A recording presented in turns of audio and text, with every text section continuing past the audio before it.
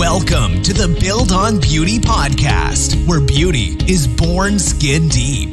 Now, here's your host, author, speaker, entrepreneur, Cornell Jermaine. Thank you so much for joining me today. I have a special guest with me. She is a mother, an author, a TV personality, and an entrepreneur. Please help me welcome Miss Kimberly Smedley. Kimberly, how you doing today? I'm doing well, and yourself? Doing really good. This is my first time speaking with you and meeting you. And I learned of your story, of course, through the media and on the hit show that you're on right now. And I was inquired, to reach out to you just to get more details on how your story could really help some of the women that are kind of going through some things, not only financially, but in business and as it pertains to their aesthetics, their beauty. So I really wanted to talk to you on some things, but I wanted to start with your beginning. I realized you had an early start in entrepreneurship, but take us back to Kimberly as the little girl. What was life like for you as a little girl? Well, growing up as a little girl was a really fun time for me. I actually grew up in the home with both of my grandparents and my cousins. So it was a really fun time for me. I actually had an amazing childhood. My mom, even though she was a single parent, I can never remember a time that I experienced any lack. She was a great mom. My father passed away when I was 3 years old. So at a young age, I knew really what it felt like to not have that male figure. Once I left my grandparents' house, I think probably around the age of 10 is when I really started to notice what it felt like to not have that positive male image in my life. When you're younger, you kind of know that the man is there, but I knew him as my grandfather, so it wasn't until I had probably started to go through those puberty stages that it was just a lot different for me. But other than that, I had a wonderful childhood. So was entrepreneurship something that you always wanted to do, or is that something that you just kind of fell into? That's an interesting question. Well, for me, it started when I was in high school. I would leave class. I would leave the high school when I was in the 11th grade. I did half days in high school, and I would go over to the trade school. And I was always fascinated with doing hair. So it was like in my high school years that I started going to trade school to prepare to be a cosmetologist. And so I graduated with the hopes and expectations of going to a 4-year college, but I opted to not do that. It's so funny because my mom retired from General Motors, and I remember when I graduated and decided I wasn't going to college, my mom was like, I'm going to go apply for a job at General Motors. I might have you working at General Motors. And I was like, saying to myself, no, the hell I'm not, because I would see how my mom would come home and she was always so tired because she actually worked on the assembly line and she spent long hours standing on her feet. And I knew when I started to see how it was really taking a toll on her body, I knew that was not for me. So I actually ended up working for AT&T a couple of years, and I worked for Citibank, and I quit both of those jobs, and that's when I went to cosmetology school full time. So entrepreneurship was always on my mind since the age of about 16, but at the age of 22, that's when I really just walked into it. And how did you adjust coming from a home where pretty much everyone was a blue-collar worker? And how did you adjust going into this space where now, because I understand the entrepreneurship realm is kind of like only what you make it. So it's kind of, you have to get out there, hustle. How did you adjust to that lifestyle? For me, I will honestly say there's always that fear factor, and the fear is the fear of the unknown, not knowing whether or not you're going to really be successful.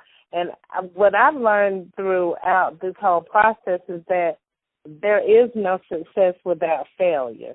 And I tried, when I was doing hair, I stopped doing hair. I started doing some other things, and some of the things I tried did not work for me. But I always knew that I could fall back into cosmetology because that was my trade. And I haven't done hair now probably in about 15 years, but I know if I wanted to go back and do it, I can still do it. So it's just, for me, it's about what you make it. And there are some factors that you don't think you're going to stumble across, because I've seen people start a business and they just feel like, oh, my business is going to take off, and that's not true. You know, what you get out of your business, what you get out of it is what you put into it, and it takes a lot of dedication, hard work, sowing seeds, and sometimes the seeds that you sow, you may not even reap the harvest that you would expect to reap, but it's a lot of hard work involved, and that's what I got out of it the first time I actually dove into it. Is, oh my God, this is not going how I thought it was going to go. So speaking of, in the vein of entrepreneurship, you what many have come to know you for is being the person who administers silicone injections to some celebrities and other people. How did you get introduced to that facet of entrepreneurship? Well, that business came to me through cosmetology. The guy that I worked in the hair salon with, he was a gay guy, and he actually used to administer the injections, and I stumbled upon it through him. I remember traveling out of town with him one time to a pageant in Chicago. It was a transgender pageant, and it was at that time that I learned that that's what he was doing. So he ended up passing away, and the business was kind of like just given to me. His lover had his little black book of clients, and I received the book from his lover. But it's not like I just went into it not having, I had done the silicone injections before when I would travel with him. So it's not like I just went into it inexperienced. That's what I'm trying to say. So could it be safe to say that he was kind of mentoring you in that vein, or were you guys just friends and you hung out and that's what he did, so you just kind of learned by being with him? I learned by being with him because I started to travel with him. It wasn't a mentorship thing because it's nothing that he wanted to pass along to me. I was traveling with him, and I would sit and watch him do the injections, and one time he became very ill while we were traveling, and I had to finish some of the clients that he had started. So it was at that time that I really learned how to do it, and it was shortly thereafter that he passed away. And here, after he passed, of course, you, as you said, you took along his clients and you stepped into that role. Now, I heard on one interview that you also were a customer at one point. Is that true? Yes, that is true. I was a customer before I actually started doing the injections. Yes, because I struggled with low self-esteem, and I felt like it was because I did not have a butt. You know, my butt was always so flat when I was growing up. So when I learned that he was doing the injections, I was so anxious to have it done. So that's true. I was a client. Okay, so as you took on his business, I'm just curious to know did you have any reservations stepping into this? Did you feel like, oh, wow, should I not do it? Should I do it? What were your thoughts at that time? Oh, yes, absolutely. I had many reservations in the beginning because first of all, I knew it was illegal, and I did not want to cause harm to any woman. You know, I knew I was not qualified to be performing the injections, and it was scary. It was actually frightening. But I think what happened with me is the more I did it, the more confident I became that I could do it. And that probably but it did lead to me having, grandiose behavior, feeling like I was invincible and I could do these type of procedures. So, yeah, it kind of just it just happened, and the business just started to grow. And for the record, just so our listeners are clear, because we hear all kind of horror stories with these type of services.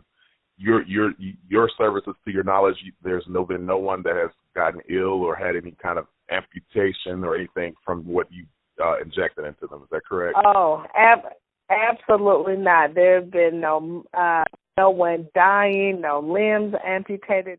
Case actually started because one of the young ladies that I had done the injections on went to the hospital complaining of shortness of breath. Well, she called me before she went to the hospital. I actually advised her to go and seek medical attention. So she went to the hospital complaining of shortness of breath, and I don't know exactly what happened while she was at the hospital. I'm assuming that she told them about the injections, and that launched a big investigation. So when I was charged, I was not actually charged with doing silicone injections. My charge was actually a conspiracy to commit interstate commerce of a mislabeled, misbranded device. So I was not actually charged with doing silicone injections. Wow. Okay, so I think that's important to clear up, because so many people want to come at people that do that kind of work as if they're harming others, and that's not what you were charged with. So, and there's so many layers that we won't go into as to why that is. But we understand. We understand how, because sometimes when folks can't put their hands on stuff, they want to come and, confiscate it, that kind of thing. So I understand. You already know, exactly. It's very deep, especially when you're dealing with the feds, yes. Yes. So you have a book out, and it's called The Backside of the Story, My Personal Journey into the Black Market Butt Injection Scandal. In this book, you make it clear with the narrative that you use that you did service some celebrities. I'm not sure if you get into specific names, but I think with the storylines, it's kind of sometimes very evident who they are. But I don't really want to get into that as much as I want to get into. But do you think it's evident? I think some of those stories, it's kind of like, ooh, that's so-and-so, that's so-and-so. I could just if you've been around at any for any length of time, you know the life and kind of the story history of some of these celebrities. It's kind of like, oh, I think that's if it's not clear on who, I think you can at least narrow it down to a few people, with some of them. I remember when I was writing the book, and my son would be like, well, Mom, you didn't tell him about such and such, or you didn't tell him about such and such. I was like, you know what? The book, I can't just sit up and talk about every celebrity that I service, because then, it would take away from the message that I was really trying to get across. And I've had people call and tell me that they commend me on not using my clients' names to try to get myself to the next level. And I have to let them know that that's really not the purpose of the book.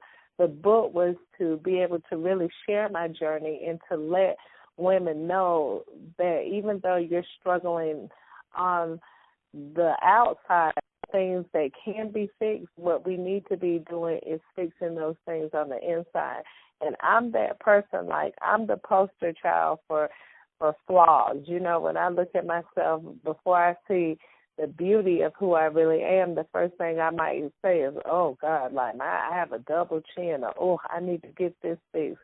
So what I'm trying to do now is just through experience, and not really because I went to prison. I went to prison, and I'm truly remorseful for what I did. But I don't have to talk to women about self-esteem, self-love, and self-worth because I went to prison. But that's truly a choice that I make because of my own personal experience. And even the things that I'm dealing with now when I look in the mirror, people tell me, oh, well, you're growing older gracefully, and I get that. But I am learning to reprogram my mind about the way that I feel about myself. You know what I mean?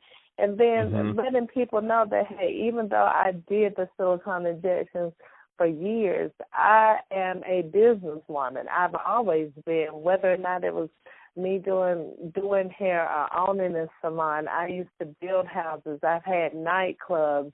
I was a part of a network marketing business where I was my own boss. So I've always been my own boss. You know what I mean? I even now have a waxing and threading salon, which is located in Atlanta. So that's truly a part of who I am. So when I was doing these injections, for me, it was just a business. And it was not about, oh, well, you did this celebrity, you did that person. It was because at the end of the day, they're people, but there's so much more to it than just the fact that I was injecting silicone. Mm-hmm. And I know that, and I think it's to be commended as well, because you could have took a whole different angle with this, with this whole story. And your integrity is definitely, it's something that is standing tall, because you have truly showed people who understand, like myself, and I know there are others out there, because there have been several people who have done things and been involved with different names, and they've taken that and taken advantage of it. You know what I'm saying? And at the end of the day, you don't do anything but you mess up your integrity. You probably, dissolve many relationships that you have, those who you become, friends with. So it's not worth the worth it in the end of the day. But as it pertains to those celebrities, I really want us to know what. We're not talking names here. I just want to know, what was the mindset and the emotion of these women that you were servicing, particularly the celebrities. And I'm asking that because I want the women that are listening to understand that many people that they see in the limelight probably, are just as vulnerable and emotional and have all the other things that they have. So what was the emotional and mental state of these women? Why were they led to get the service by you? You might not like this answer, but I'm just going to keep it real, because this is the best way I can answer the question. When I look at the celebrities that I've serviced, you know who I relate them closest to? They pretty much have the mindset of a stripper. Oh, I want to get a big butt so that I can make more money. And that's truly what it is. They use it as a part of their imaging and branding. And that's what most celebrities seek the bigger butts for. Now, if you ask me why would a nurse or a regular working class woman come to me and want a bigger butt, I can give you those reasons. Some of them because they wanted to look better in their clothing. Some of those women came because they wanted to feel better about themselves, or they noticed that their husband or significant other looks at women with bigger butts. But when I talk about celebrities, the closest person I can relate them to is a stripper. They normally, most of the ones I know, did it for their imaging and branding. Wow. Wow. And that lets you in on the state of our entertainment industry there, because it's kind of like you need the talent to get in front of these people, but after you get in front of them, the whole thing changes. It's no more about just your talent. It's about what you look like and what your measurements are. That's amazing. It's so true, because you look on Instagram and you see all the Instagram sensations, and most of them, what do they have? Small waist, big butts. So, and it's the same way, Nicki Minaj, you look at her, from where she was when she first started to where she is now, totally different. And most of them use it for those particular reasons, because they are trying to boost their careers and their followers. So it's very interesting. Wow. So back to the case, everything happens, they investigate, and you get to the point, and you just go ahead and plead guilty without a trial. Is that correct? Yes, I was definitely not gonna go and have a trial and fight the U.S. You know what I mean? The United States against little on me. So I did. I actually took the plea, and I did not incriminate anyone else. They were asking me about the doctor who I was getting the medicine from, all sorts of things. And I just decided that I was not going to do that. Just let me go and deal with the things that I've done and be done with it. And that's what happened. I accepted my charges and I dealt with it. That's huge. That is huge because you were at a place where you didn't know what you were facing, and you could have really drug a lot of people with you. How many folks they'd have let the cat out the bag when stuff get hot in the kitchen, and you were honorable. I want people to really get that because that takes a lot, and you thought about this. So you really, in this whole process, though I know it was devastating, you had great counsel or you were blessed with good wisdom. God was giving you good wisdom in this whole process because that was amazing. You know what's so funny? At the time, it didn't feel like it, of course, because the guy that I was dating, he helped build my case. He started working with the feds, giving them certain information. I was just like, every time my attorney would call me, it would be like, well, Kim, they found out this. And I would be like, well, how in the world did they find out? Unbeknownst to me at the time that the guy that I was dating was the one that was helping to build my case. And it's so funny because people don't know the feds are so they do not have to do a lot of investigating. You know why? Because people give them the information that they need. And so I went through the heartache, the heartbreak, and just the betrayal and all of that. I've had to deal with all of that, and that was a big part of what I was holding on to when I actually went to prison. But it's all good. Once I got to prison, I was able to take the time out and just pray and ask God to allow me to be able to forgive. And the forgiveness was not for him, the guy that I was dating, but it was so that I could free myself and be able to move on. And that's a whole nother lesson, a whole nother book, because when I tell you that the power of forgiveness is just so amazing, it's an awesome thing to be able to release on that. And there are so many people that I run across that do not know how to forgive. Now, I didn't say you forget, but just being able to forgive, there's a lot in that. And, I had started, so before I went to prison, when I knew I was probably going to do prison time, I had started to be sick. I was starting to have a lot of headaches. I know a lot of it was from the stress of just dealing with the entire situation, but I had started to have headaches. My stomach would hurt a lot. My shoulders, they would just feel like just so. I had so much stress on my shoulders. And even when I went to prison, I was still dealing with those things. And I remember laying in my bunk one night, and I was like, God, why am I just not feeling good? Because, I just really wasn't feeling good. And there was nothing wrong with me physically, but I knew something was wrong. So I laid in my bed and I prayed and I asked, God, I was just like, you just got to help me because I don't know what it is. And when I tell you, when I was laying in the bed, it was just like I was laying on in a therapist's office on the couch. And it's like God was sitting in the chair talking to me, and he started to talk to me about forgiveness. And so I remember crying most of the night because I didn't want to. It was like a struggle. It was like I can't forgive him because he didn't have to do this. And I won't forgive him because he could have done it this way.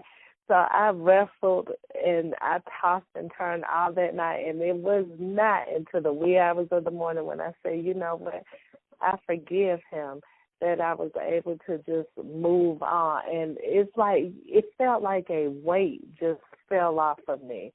And so I learned to walk in forgiveness.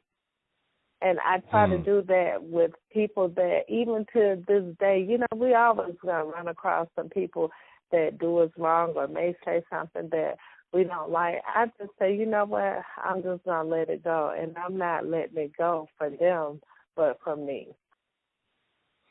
That's powerful. That's powerful. Wow. So you spent 17 months in prison and around 6 months in a halfway house. And if most don't know, you left 3 children behind. What was that process like for the children? Oh, Lord, it was that within itself. I would say this, okay, my kids are so different. So my daughter, I adopted her when she was 4 months. So when I left her, it was just a very trying time for her because, she knows she's adopted. So she knew that I was leaving. I think she was probably 9 at the time. But she had no idea. She had no sense of time as to when I was going to be returning.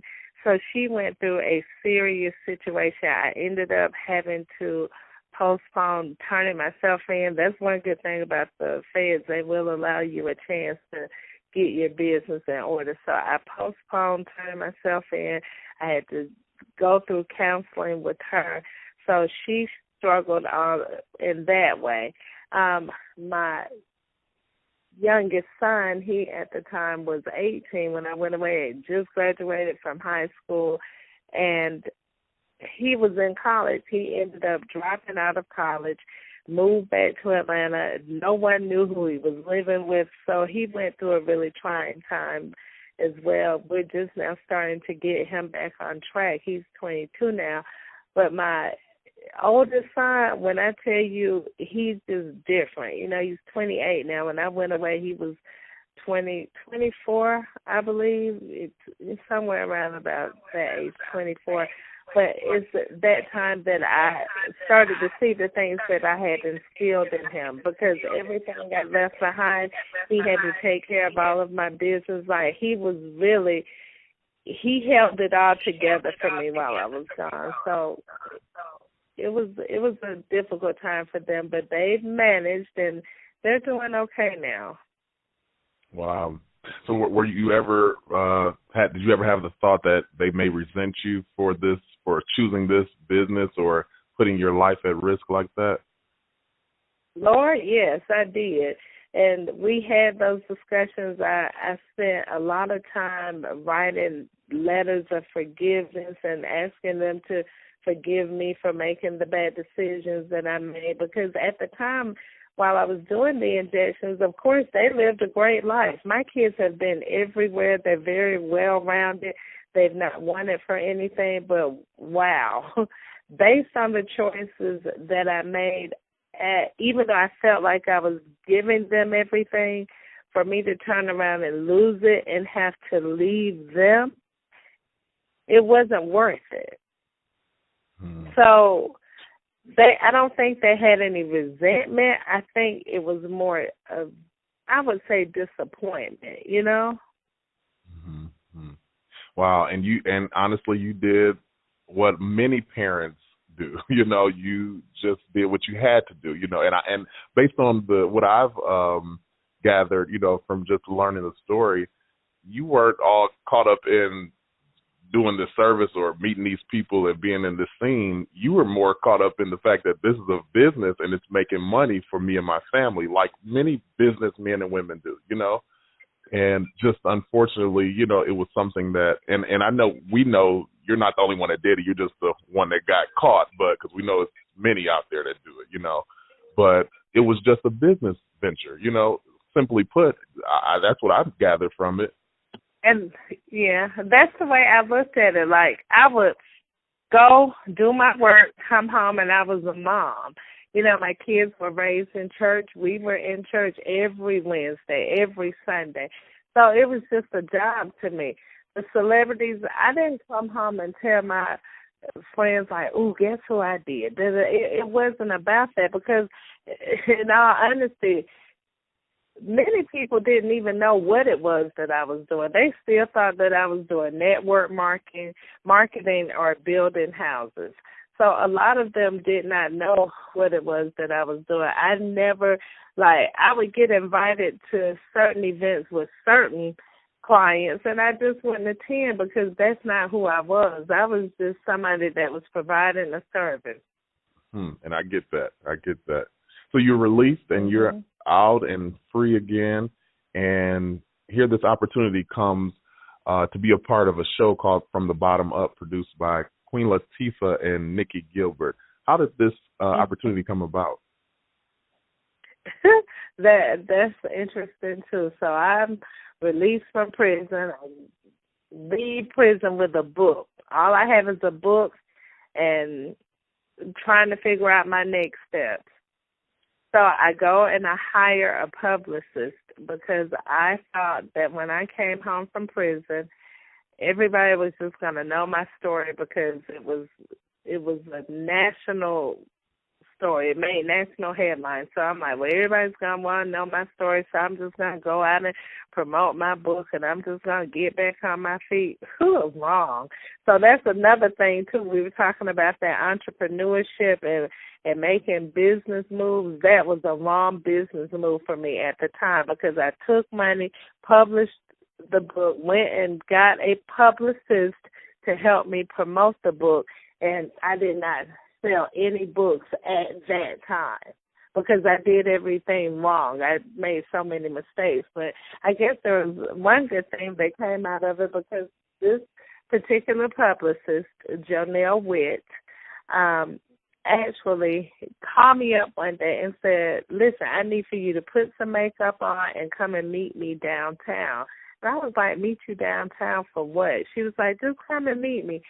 So I go and meet her, and there is Nikki Gilbert and her husband. I didn't even know who Nikki Gilbert was at the time, but Nikki is standing there with a camera, and she's ready to shoot. And I'm like, whoa, like, wait a minute, what are we doing? So Jonelle is just like, well, we just want to shoot this little scene with you. She's trying to put together a sizzle reel, and it's going to be about women who have lost everything. Just do it. And I'm like, just do it. So to make a long story short, I ended up doing it, and Nikki shopped the show, and the show ended up getting picked up. So that's what happened. So give us some insight into the reality TV world. How much of it is real and how much of it is editing? Well, let me tell you something. Everybody that knows me is like, we cannot believe that you didn't go off on this person. We can't believe that you were just so nice, because I truly am, by nature, a person. When you're used to getting your own money, you have to get out here in the streets and damn near hustle like a man in the streets. There's a certain toughness of skin that you have, and my skin is very tough. I will say this, while we were taping, most of what you saw was not scripted on any end. Of course, we have one or two women that were just a little bit extra just because, So I guess with that being said, that part makes for good TV. But for me, it wasn't scripted, but I was not my normal self.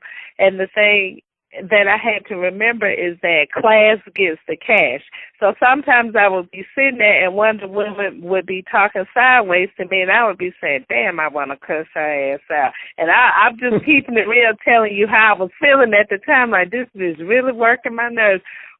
But I'm going to breathe about 10 times, and I'm just going to act like I got some class on here, because I do understand that I'm trying to go and talk to kids and talk to other people about certain things. So, with that being said, it was a whole lot going on, so I just tried to keep it classy.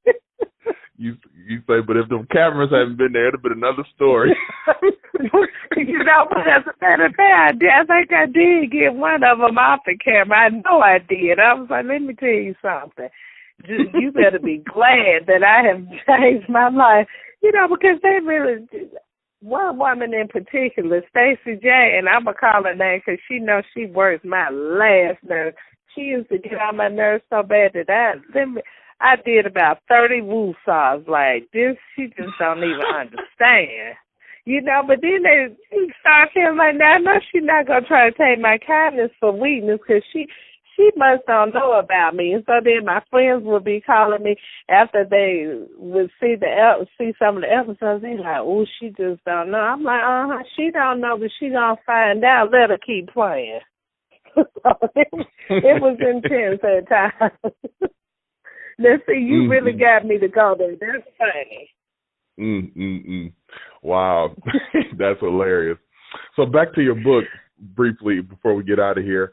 The backside of the story, you're quoted as saying, if we could get brain injections that made us smarter as opposed to butt injections, the scary thing is that the line for butt injections would probably run ringlets around the line for brain injections. Tell me, what's your logic behind that statement? Well, what I meant when I wrote that is that some of the things that we need, we don't really want what we need when it comes to, and see, that's that part that I'm talking about, how we need to deal with the things on the inside first. You have some beautiful dummies walking around here, and you know it. We have a lot of airheads, but honey, on the outside, they are picture perfect, just fine as ever, you know, waisted snatch, big butts, and they're beautiful, but they do not have the good sense God gave a lemon. And so when I said that, that's truly what I meant. Like, you got some dumb women walking around, and they don't, like, girl, can you just go and get a brain? There's so many I'm sitting up need to go see the odds. I'd be like, Lord have mercy. If they giving out brains as opposed to butts, which line would they go get in? And it's true. I run across it all the time. And those are the conversations, like, when I talk to my daughter and my god kids, I just keep it real. You know what I'm saying? I just tell them exactly how it is. And so when I'm talking to them, they're like, oh, my God, you are just, Mom, oh, you're off the chain. And I'm like, but it's the truth. It like, you cannot be a beautiful dummy around me. Like, your looks will get you to a certain level, but your brains are going to take you all the way. So you can't be a dummy. I mean, you can't even be dumb for a man. So it's the truth. It definitely is. And from a dating standpoint, in the years past, I can attest, a lot of the women who snatched and beautiful, long hair, nice bodies, they ain't got nothing to offer you. You know what I'm saying? It'd be that one that you just said, it'd be that one that, you know, might have a flat butt and wide feet, and she could do everything. She cook you dinner. I mean, she got it all. You know, so what you're saying is so true in that respect. Well, back another statement. It is another statement from your book. You said, "I can tell you for certain that there is no substitute for deep self-love and strong-mindedness that comes from within." Tell me, where are you at as it pertains to that today? Oh, my goodness. That's who I am, and that's what I'm working in now. Like, my mind is so made up on certain things, even when it comes to going back to the lifestyle I left. I'm tempted all the time, you know. I'm sitting up now needing some money to do some things, but when I tell you, that's when that strong mind kicks in, because I make a conscious decision every day to do the right thing. And with that, I have to have tough skin. You know, people tell me, oh, if I was you, I wouldn't sit up and be broke when you could just do this and have some money. So I sit up and I listen to it, and I try to hold on to what I know is coming, but I can't see it. You know what I mean? So when I wrote that was for me, because that's where I am. I'm having a strong mind, and I'm staying focused on the things that I cannot even see, but there's something on the inside of me that knows that it's going to happen. That's beautiful. Now, as we get ready to close here, I just want to ask one simple question. Now, on your website, you have you're quoted as saying that big dreams should always our dreams should always be bigger than us. What's next for Kim Smedley and the Kim Smedley empire? Wow, that's so hard. You're so thoughtful, and I received that. I'm going to hold on to that, too. So what's next for the Kimberly Smedley empire is I am actually wanting to work on my skincare line. I have a skincare line that I'm so passionate about, because I am so much into all natural products that's another thing. I went to California like in 2007 and worked with a natural herbalist by the name of Joan Moraes. I spent 2 days out in California with her learning how to formulate products. That's something people don't know about me either because I don't really get to tell that part. But I've been making my skincare products inside of my house for about 7 or 8 years now. Like every time I need some lotion or a cream or something, I'll just go in the kitchen and make some. So what I want to really do is focus on Kimberly natural skincare, and I'm going to continue to move forward with my waxing and threading salons. And I feel like there's another book in the process. So I'm looking into sitting down and starting to work on that. I have a lot of things in the pipeline, just trying to figure out how I'm going to take this one little old me and stretch me into those places that I need to be. But it's coming. And then I've also been told that there's a very strong possibility of there being a season 2 of From the Bottom Up. So, I'm just working my jelly right now, sweetheart, and trying to see where I end up.